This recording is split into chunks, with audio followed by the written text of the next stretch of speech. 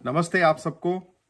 आपने अब तक देखा क्रिएशन ऑफ गॉड, जो लास्ट पार्ट के अंदर आपने देखा, उसमें बहुत महत्वपूर्ण चीज आपने समझी कि किस तरीके से परमपिता परमात्मा श्वास ले रहे हैं पूरे ब्रह्मांड में। ये उसी श्रृंखला का अंतिम पार्ट है, पार्ट 2 है, लेकिन ये सबसे महत्वपूर्ण वेदों का सार है। अगर आप इसको समझ पाए तो आप ये लगा लीजिए कि जन्मों जन्मों के अंधकार जो है आप उससे बाहर निकल पाएंगे। कहने का अर्थ यह है कि आज मनुष्य की पूजा पद्धति अलग अलग हो गई है। पूजा पद्धति के साथ अलग अलग ग्रंथोकार की रचना हो गई है। जब अलग अलग पूजा पद्धति होती है, अलग अलग ग्रंथ होते हैं, तो विचार भी अलग अलग हो जाते हैं। जिस प्रकार से आपने देखा होगा कि इस्लाम मजहब का ग्रंथ अलग है, विचार अलग है, उनका जो ईश्वर है अल्लाह वो भी अलग है, तो ज्ञान भी अलग है, तो इसीलिए उनकी सोच अलग है। और आप देखते होंगे आए दिन बम विस्फोट, क्रूरता के उदाहरण मिल जाते हैं। इसी प्रकार से ईसाई मजहब है। अब ये मजहब की भी एक अलग ही ग्रंथ है और इसके भी ईश्वर अलग हैं और विचार अलग हैं, तो इनकी सोच अलग है। इसी प्रकार से हिंदुओं में पुराणिक हैं, मूर्तियों की पूजा करते हैं जीवन भर, उनकी सोच अलग है, उनकी भी पुस्तकें बहुत सारी हैं। तो आप लगा लीजिए अलग अलग विचार, अलग अलग मजहब हैं। अब जब सबके विचार ही बहुत अलग हैं और एक दूसरे के विपरीत हैं, तो वो एक साथ तो रह नहीं पाएंगे। इसीलिए पूरी सृष्टि को आप देखिए, अगर धरती को हम उदाहरण लेंगे, तो कोई भी जीव जंतु आपस में एक दूसरे को मारता हुआ नहीं दिखेगा जब तक कि उसे जरूरत ना हो। लेकिन मनुष्य ही एक ऐसा जीव है जो बुद्धिमान होके भी सबके विनाश में पूर्ण रूप से अग्रसर है। मतलब अपने विनाश में भी अग्रसर है और सृष्टि विनाश में भी मनुष्य अग्रसर है। अब हमें यह देखना है कि वेद ही एक ऐसी पुस्तक है, अगर जिनका पालन किया जाए तो सब लोगों में भाईचारा हो सकता है, सब एक मत हो सकते हैं। और वेद भी ना हो तो प्रकृति के साथ रहने से ही प्रेम बढ़ सकता है। आज इस मंत्र में मैं आपको यह दिखाऊंगा कि जो वेदों का सार है वो स्वयं परमपिता परमात्मा ने किस प्रकार से वेदों में एक ऐसा क्या कहते हैं कि एक ऐसा सत्य उजागर किया है जिसको देख के आप सब लोग चौंक भी जाएंगे और बहुत ही तर्क रूप से, जिसे कहते हैं तार्किक रूप से भी ये बहुत बड़ा सत्य है। तो हम देखते हैं वेदों का मंत्र है 1:164:20। इसको बहुत ध्यान से सुनिएगा, समझिएगा, थोड़ा समय भी लीजिएगा और कई बार सुनिएगा। और प्रश्न हो तो बिल्कुल मेरे पास आइएगा। कुछ लोगों को पार्ट 1 में अंत होते होते थोड़ा कंफ्यूजन रह गया, तो उसके लिए मैंने सोचा कि मैं बहुत साधारण भाषा में और साधारण रूप से आपको ये प्रस्तुत करूं। तो वेदों का सबसे इंपॉर्टेंट मंत्र है ये 1:164:20। फिर से सुनिए, 1:164:20। आप पढ़ भी सकते हैं, ये यहां पे दिया गया है। द्वा सुपर्णा सयुजा सखाया समानम वृक्षम परि शस्व जाते तयोरन्य पीपलम स्वाद अतन्य अन्यो अभि चाक्षति। ऋग्वेद का 1:164:20। अब इस मंत्र में रूपक अलंकार है। इस मंत्र को मैं कभी इंग्लिश में भी बनाऊंगा। जीव, परमात्मा और जगत का कारण ये तीन पदार्थ अनादि और नित्य हैं।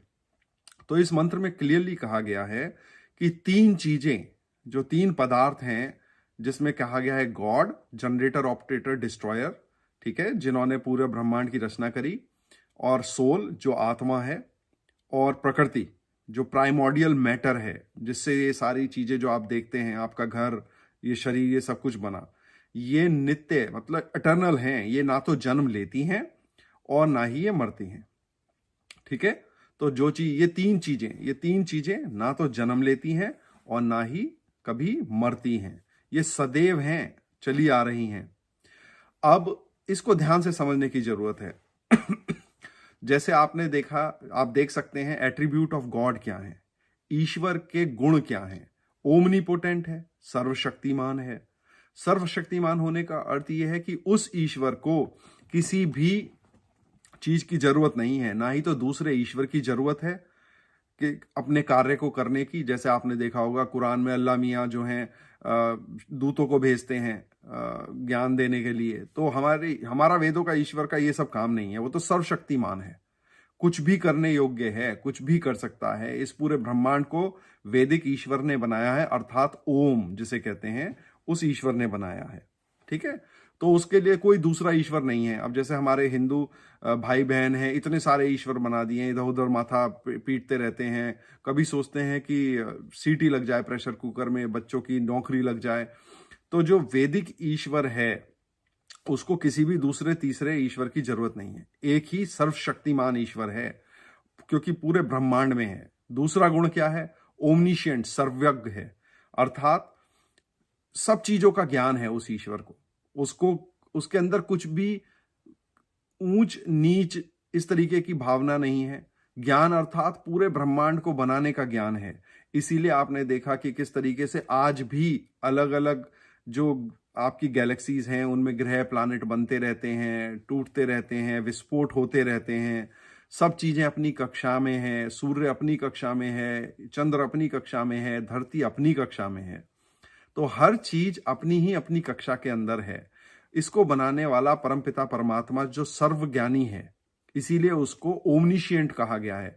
उसको सब भूतों का ज्ञान है, सब चीजों का ज्ञान है। ठीक है, को वो ज्ञान से कोई ऐसी चीज नहीं है पूरे ब्रह्मांड में जिसका ज्ञान ईश्वर को ना हो। तीसरा गुण है परमपिता परमात्मा का ओमनी प्रेजेंट, सर्वभूत, मतलब सब जगह है। मल मूत्र, पेड़ पौधे, मैं, आप जो सुन रहे हैं, हर चीज के अंदर है। अब इसको इंग्लिश में कहा जाता है pervading everything. So he is the pervader who pervades everything, अर्थात जो परमपिता परमात्मा है वो पूरे ब्रह्मांड में ओत प्रोत हैं। मतलब ईश्वर सूर्य के अंदर भी है, धरती के अंदर भी, और बीच में जो सब जगह है, सब जगह ऊपर नीचे अंदर बाहर सब जगह ईश्वर है। तो हर चीज ईश्वर के अंदर ही घट रही है, अगर आप इस तरीके से भी इसे समझ सकते हैं। फिर है ब्लेस, परमानंद। तो ईश्वर के अंदर, परमानंद का अर्थ है ईश्वर के अंदर दुख, जैसे नफरत, दर्द, इस तरीके के पदार्थ या इस तरीके के गुण नहीं है। ईश्वर स्वयं में ही पूर्ण है, हर वक्त जिसे कहते हैं परम आनंद में रहने वाला, परम खुशी की चरम परम सीमा में रहने वाला है। इसीलिए ईश्वर को कहा गया है कि सबसे बड़ा ध्यानी, मेडिटेटर ईश्वर ही है। क्योंकि ईश्वर जो है वो जो भी क्रिया करता है, जैसे उसे सूर्य का निर्माण करना है तो पूर्ण रूप से लीन होकर सूर्य का निर्माण हो रहा है। ठीक है, तो ईश्वर परम आनंद है। इसीलिए जब आत्मा अंत समय में, बिल्कुल जब जो आत्मा बहुत ध्यान करके शरीर से निकल जाती है तो वो परम आनंद में चली जाती है, यानी ईश्वर में ही खो जाती है। ये याद रखिएगा, ईश्वर नहीं बन जाती है, ईश्वर में लीन हो जाती है। लेकिन आत्मा का अपना ही एक एट्रीब्यूट अलग ही रहता है उस समय में भी। इसको हम इस दैवीय ज्ञान को बाद में समझेंगे। अब हमें समझना है, अब तो हमने देख लिया कि ईश्वर क्या है। ईश्वर परम शक्तिशाली है, परम ज्ञानी है, सब जगह है। तो जो ईश्वर सब जगह है, मतलब अर्थात माता के गर्भ में भी है, तो वो कभी भी जन्म नहीं लेता। वो ईश्वर जन्म ले ही नहीं सकता, क्योंकि ईश्वर में कुछ घटता और बढ़ता नहीं है। जो चीज सब जगह होती है उसमें से कुछ ना निकाला जा सकता है, ना ही उसके अंदर कुछ ऐड किया जा सकता है। तो इसीलिए ईश्वर जो है माता के गर्भ में है, पहले से ही है, तो वो जन्म भी नहीं लेगा। ठीक है, बच्चा जन्म ले सकता है क्योंकि बच्चे को एक जगह आना होता है, लेकिन ईश्वर जन्म नहीं ले सकता, क्योंकि ईश्वर अगर एक जगह आ जाएगा जन्म लेने के लिए तो उसको शरीर में आना पड़ेगा। तो सोचिए पूरा ब्रह्मांड का क्या होगा, जिससे जो बैलेंस है वो सारा ब्रह्मांड ही कोलैप्स हो जाएगा, सारा ब्रह्मांड गिर जाएगा। तो इसलिए ईश्वर कभी जन्म नहीं लेता, क्योंकि जो चीज सब जगह सर्वव्यापी है वो जन्म कैसे ले सकती है, आप खुद ही सोचिए। ठीक है, इसी प्रकार से ईश्वर अपनी शक्ति से, जैसे चुटकी बजाने में ही किसी का भी विनाश कर सकता है। अर्थात जैसे रावण हो गया या कोई भी दुष्ट राक्षस हो गया, तो ईश्वर तो पहले से ही उनके अंदर था, तो चाहता तो उनका खट से विनाश कर देता। तो इसीलिए ईश्वर जो है, लेकिन ईश्वर के कर्म नहीं है, ईश्वर ये सारे कार्य नहीं करता है। ईश्वर सबको एक समान प्रेम करता है। सिर्फ ईश्वर का कार्य मनुष्य के मामले में सिर्फ इतना है कि आपको सही दिशा दिखाए। कोई भी दुष्ट व्यक्ति जब कोई गलत कार्य करने वाला होता है, या कोई भी अच्छा व्यक्ति कभी गलत कार्य करने वाला होता है, तो आपने देखा होगा शरीर के अंदर से एक आवाज आती है, नहीं मत कर, ये गलत है। बस एक परम पिता होने के नाते ईश्वर का यही कर्म है या यही कार्य है कि वो अपने सब बच्चों को एक बार ये बताए कि ये गलत है। लेकिन आत्मा स्वच्छंद है, आत्मा कुछ भी करने के लिए फ्री है। तो वेदों में यही कहा गया है कि आत्मा एक्शन तो कर सकती है क्योंकि वो फ्री विल है आत्मा की, लेकिन उसके कर्म जो हैं वो ईश्वर द्वारा प्राणिधान है। मतलब ईश्वर ने एक पूरे ब्रह्मांड में ऐसा सिस्टम बनाया है, वैज्ञानिक सिस्टम, कि हम जो भी करते हैं वो सब इस पूरे ब्रह्मांड में स्टोर होता है और उसके रिजल्ट्स आपको बाद में कभी मिलते हैं। ठीक है, तो इस तरीके से ईश्वर द्वारा ये पूरा सिस्टम बनाया गया है। अब हम देखते हैं सोल, जो आत्मा है। तो अब आत्मा का उदाहरण आज इस वीडियो में ही देख लेते हैं। अगर मैं आपसे ये पूछूं आपका नाम क्या है, या कोई आपसे पूछता है आपका नाम क्या है, आप कैसे कहते हैं? मेरा नाम राम है, मेरा नाम श्याम है, मेरा नाम ये है। तो आप हमेशा यहां पे हाथ रखते हैं। आप ये नहीं कहते कि मेरा नाम राम है, मेरा नाम श्याम है, मेरा नाम। पूरे सृष्टि में हर व्यक्ति यही कहता है कि मेरा नाम ये है। तो ये जो स्थान है इसे कहते हैं हृदय प्रदेश। हृदय प्रदेश में आत्मा का वास होता है। ठीक है, आप इसी तरीके से आप कभी ये नहीं कहते कि मैं हाथ हूं, या मैं सिर हूं, या मैं ये वाला हाथ हूं। तो आप कहते हैं कि मेरा नाम राम है, ये हाथ मेरा है, ये सिर मेरा है। तो ये मैं जो है, मैं कौन है? मैं शरीर में वास करने वाली कोई ऊर्जा है, वही ऊर्जा आत्मा है। तो आप यहां पे उदाहरण में अभी आपने ये देख लिया और प्रैक्टिकली भी देख लिया कि इस शरीर में कोई और वास कर रहा है, क्योंकि मैं हाथ नहीं हूं, ना ही मैं सर हूं, ये सब कुछ मेरा है। कोई तभी मेरा कह सकता है जब उसका कुछ बिलोंग करता हो, है ना। तो आपके शरीर में ये आत्मा का वास है जो आपके हृदय प्रदेश में रहती है, और उस आत्मा का साइज बाल के टिप से भी कई लाखों गुना छोटा होता है, और वो एक ऊर्जा के रूप में रहती है। अब इस आत्मा के गुण क्या होते हैं तो आप पढ़ सकते हैं। आत्मा को आपने देखा हो कि भाई प्रेम भी करते हैं। अब ये आत्मा ही है जो मन और बुद्धि का उपयोग करके शरीर के सारे अलग अलग एक्शन करती है। मन बुद्धि जो है सृष्टि क्रिया में बनने वाले पदार्थ हैं, ये हम बाद में पढ़ेंगे। अब आत्मा क्या करती है कि प्रेम करती है। जैसे बच्चों से हम लोग प्रेम करते हैं, अपनी पत्नी से प्रेम करते हैं, माता से प्रेम करते हैं, पिता से प्रेम करते हैं, जीव जंतुओं से प्रेम करते हैं। तो ये सब आत्मा के गुण हैं। लेकिन नफरत भी करते हैं, हम कभी कभी औरों से नफरत करते हैं। ईर्ष्या द्वेष की भावनाएं होती हैं, तो ये भी आत्मा के द्वारा ही उत्पन्न होती हैं। अब ये भावनाएं ईश्वर के अंदर तो नहीं होती। अब देखिए, ईश्वर और आत्मा दोनों चेतन तत्व हैं। पूरे ब्रह्मांड में दो ही चेतन तत्व हैं, एक है ईश्वर परमपिता परमात्मा, एक है आत्मा। लेकिन कुछ भी चीज अगर उदाहरण के तौर पे देखा जाए परमपिता परमात्मा से अगर निकल जाए, वैसे तो निकल नहीं सकती क्योंकि वो तो हर जगह है, अगर निकल जाए तो उसमें ईश्वर के ही गुण होंगे, उसमें कोई भी गुण अपने आप नहीं आ जाएगा कहीं से। तो अगर ईश्वर के गुण होंगे तो वो ईश्वर ही बन जाएगा। लेकिन अगर वो ईश्वर बन गया तो जो परमपिता परमात्मा है वो फिर निर्भर हो जाएंगे, या दोनों कुछ ना कुछ कार्य करने लगेंगे, आपस में टकराव होने लगेगा। तो इसलिए ये थ्योरी ये गलत है कि दूसरा ईश्वर क्रिएट हो जाएगा। ठीक है, और अगर बाई चांस क्रिएट भी हो गया तो वो ईश्वर ही बनना चाहिए था। तो अब आत्मा क्या है, हमने देखा आत्मा में दुख है, दर्द है, नफरत है। जैसे मृत्यु होती है परिवार में तो सबको दर्द होता है, दुखी होते हैं, तो आत्मा का दुख है वो। शोक है, चिंता है, ठीक है, डिजायर है। जैसे हमारा इच्छा करती है कि हम कभी कभी बच्चे पैदा करें, तो ऐसी भावनाएं जो हैं ये सब आत्मा के गुण हैं। ये सब ईश्वर में नहीं घटती हैं, आप ये देखिए। तो ये क्योंकि अगर ईश्वर में दुख घटेगा, दर्द घटेगा, रोने लगेगा ईश्वर, फिर तो वो ईश्वर ही नहीं रहा। या उसको कुछ चीजों की जरूरत होगी, तो ईश्वर को तो जरूरत हो नहीं सकती क्योंकि सब कुछ ही परमपिता के अंदर है, सब कुछ परमपिता के अधीन है। तो इसलिए यहां पे हमने ये प्रूव किया कि आत्मा और परमात्मा दो अलग अलग पदार्थ हैं, दो अलग अलग चीजें हैं, दो अलग अलग चेतन पदार्थ हैं इस पूरी सृष्टि में, और दोनों ही अनादि हैं, कभी मरते नहीं हैं। तो इसीलिए आत्मा, क्योंकि उसके गुण अलग हैं, वो परमात्मा में से नहीं निकल सकती। परमात्मा में से पहले तो कुछ निकल ही नहीं सकता, और अगर निकलता भी तो उसमें गुण तो परमात्मा परमात्मा का ही होगा, अपने आप तो गुण आ नहीं जाएंगे कहीं से। तो और आत्मा के गुण आपने देखे ही हैं, दुख, चिंता, परेशान होना, प्यार, डिजायर, कुछ इच्छा करना, मंशा होना, ये सब आत्मा के गुण हैं। तो हमने वेदों में ही से ये प्रूव करा इसी मंत्र को लेके कि भाई आत्मा और परमात्मा इटर्नल हैं और दोनों में से एक दूसरे में से नहीं निकलते हैं। अब आगे चलते हैं।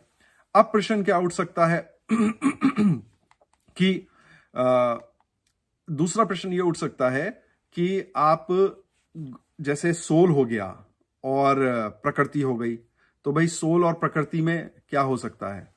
तो तीन चीजें जिस प्रकार से आपको हमने बताई थी, गॉड, सोल, प्रकृति। अब देख सकते हैं आपकी सोल, प्रकृति। सोल का हमने तो देख लिया कि सोल में प्रेम है, आत्मा में प्रेम है, नफरत है, दर्द है, शोक है, मंशा है। प्रकृति क्या है? प्रकृति निष्क्रिय या इनर्ट है।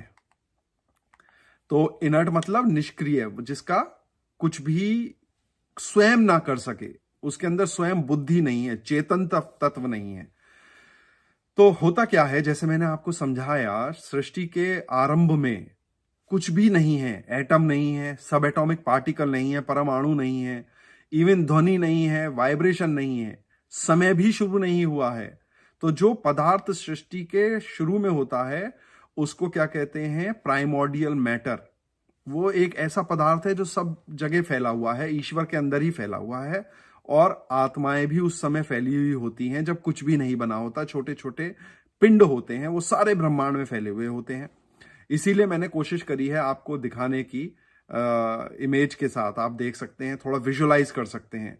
तो जैसे आपने देखा कि आत्मा, इस तरीके से आत्मा छोटी छोटी छोटी छोटी सब फैली हुई होती हैं, और प्रकृति इस तरीके से एक, आप देख सकते हैं इस तरीके की कुछ प्रकृति होती है, लेकिन वो कोई वाइब्रेशन नहीं होती, उसको कोई भी चीज, कोई भी जो आपने साइंटिस्ट बनाते हैं डिवाइस, उसे डिटेक्ट नहीं कर सकते। तो फिर से देखते हैं सोल और प्रकृति। अब सोल तो हमने देख लिया, समझ लिया, ठीक है। अब कुछ प्रश्न ये भी उठ सकता है कि भाई आत्मा में से प्रकृति कैसे नहीं बन सकती? तो साधारण बात है, किसी भी चेतन तत्व में से आप अचेतन तत्व नहीं निकाल सकते, ठीक है। कोई भी जो चेतन तत्व है, आत्मा जो चेतन है, उसमें से प्रकृति बनने के लिए दो ही चीज हो सकती हैं। पहली कि भाई आत्मा अगर पहले ही प्रकृति पड़ी हुई है, उसको लेके दोबारा प्रकृति बना दे, तो उसमें भी प्रूव ये होता है कि प्रकृति पहले से है। दूसरा ये कहा जा सकता है कि नहीं, आत्मा में से ही प्रकृति निकलेगी।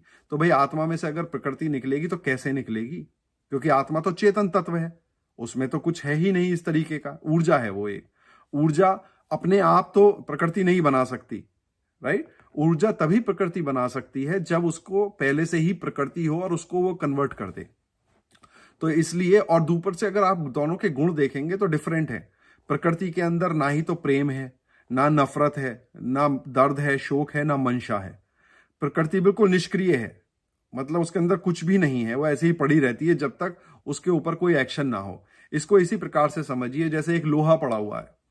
अब आप लोहे को पड़े रहने देंगे तो अपने आप तो तलवार बन नहीं जाएगा, उसको ठोकना पड़ेगा, पीटना पड़ेगा, तब उसको शेप देनी पड़ेगी, तब जाके कहीं तलवार बनेगी, ठीक है। तो अब हमने इसमें यहां प्रूव किया कि आत्मा अलग है और प्रकृति अलग है, ठीक है। तो ये जो तीन तत्व हैं पूरे ब्रह्मांड में, हमको ये देखना है कि ये किस तरीके से अलग अलग हैं।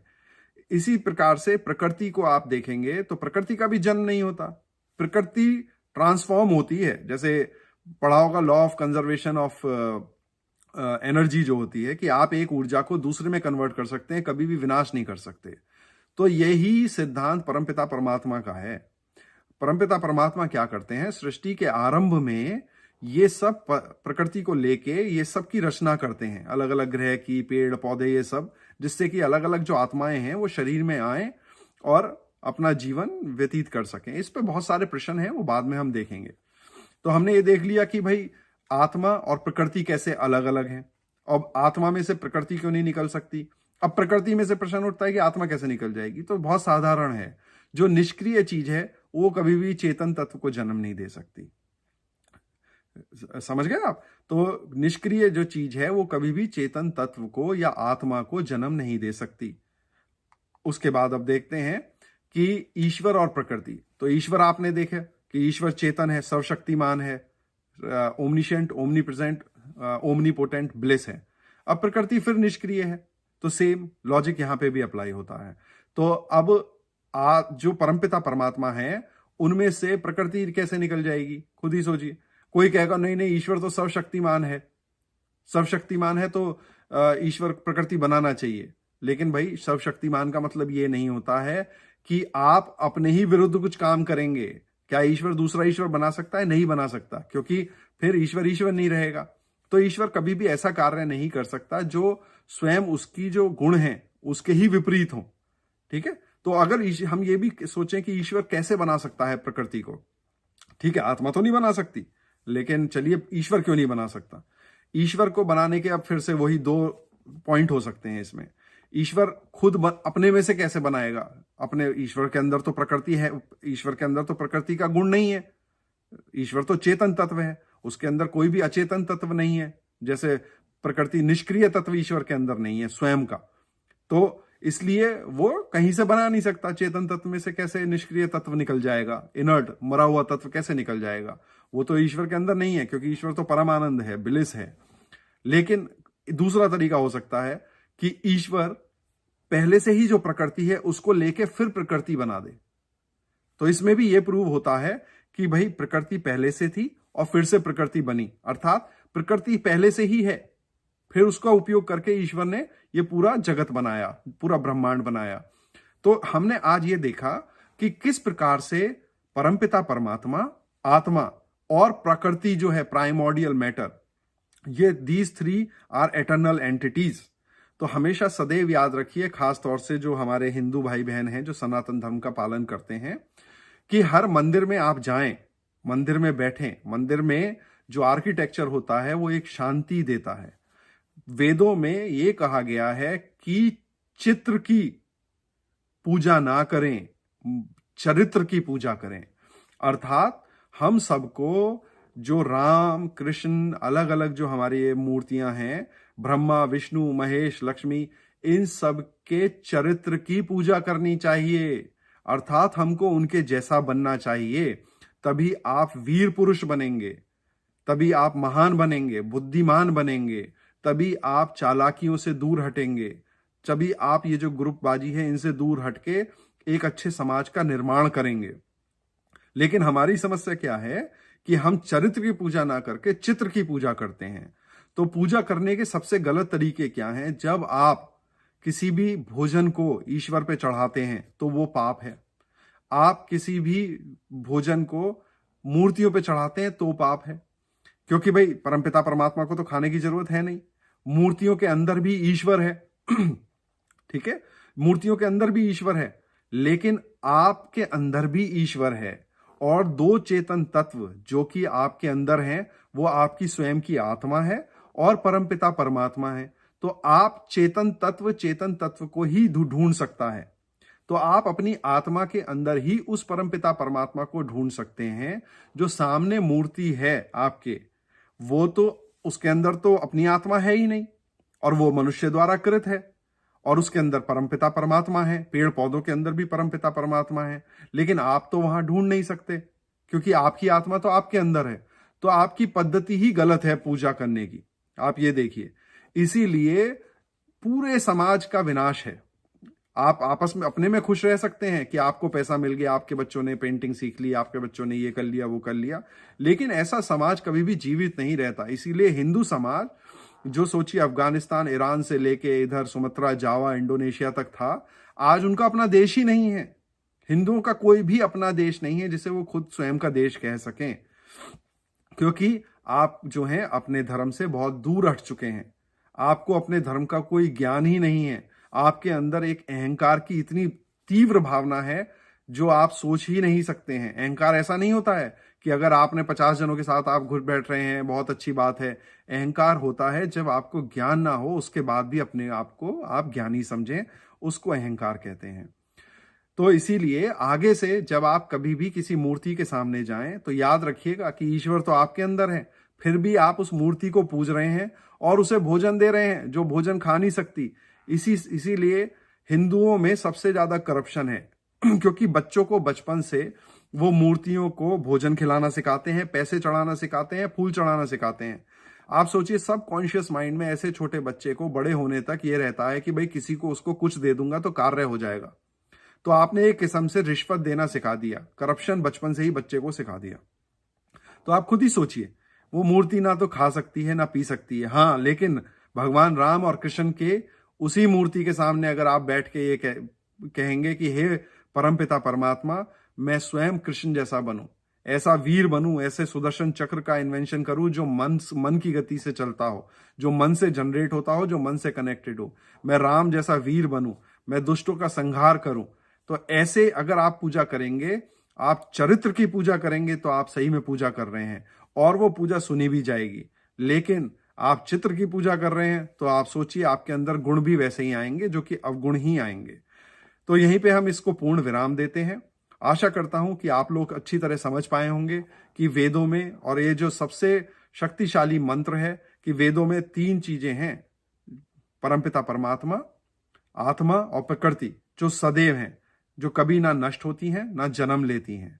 अब आगे चल के हम पहले सृष्टि विज्ञान को समझेंगे, और याद रखिएगा एक कॉन्सेप्ट है अद्वैत का, वो इतना कंफ्यूजिंग कॉन्सेप्ट है और वो एंटी वैदिक है, उसके कारण बड़ा विनाश हो रहा है समाज में। बड़े बड़े गुरु, सदगुरु, आप देखिए स्वामी विवेकानंद भी कोई नहीं समझ पाया और उसको अनाप शनाप समझाते रहते हैं। वेदों में कितना साधारण है, देखिए आपके सामने मेरे जैसे एक साधारण व्यक्ति ने ही आपको समझा दिया। कभी हम अद्वैत पे भी चर्चा करेंगे और आपको दिखाएंगे कि कितनी मूर्खतापूर्ण बढ़ा हुआ कॉन्सेप्ट है, ठीक है। वो ये नहीं समझ पाए कि जो अद्वैत में लिखा है वो कुछ भी नहीं है, वो वेदों में ही सार है, लेकिन इन लोगों ने उसको भी भ्रष्ट कर दिया, क्योंकि हमारे लोग नई नई चीजें निकालते हैं बिना पढ़े बिना समझे। चलिए, आपको यहाँ पे धन्यवाद। आपको अच्छा लगे तो इसको जरूर आगे फॉरवर्ड करिएगा। समाज को ये वीडियो देखना बहुत जरूरी है। लाइक कीजिए, सब्सक्राइब करिए, शेयर करिए। Thank you.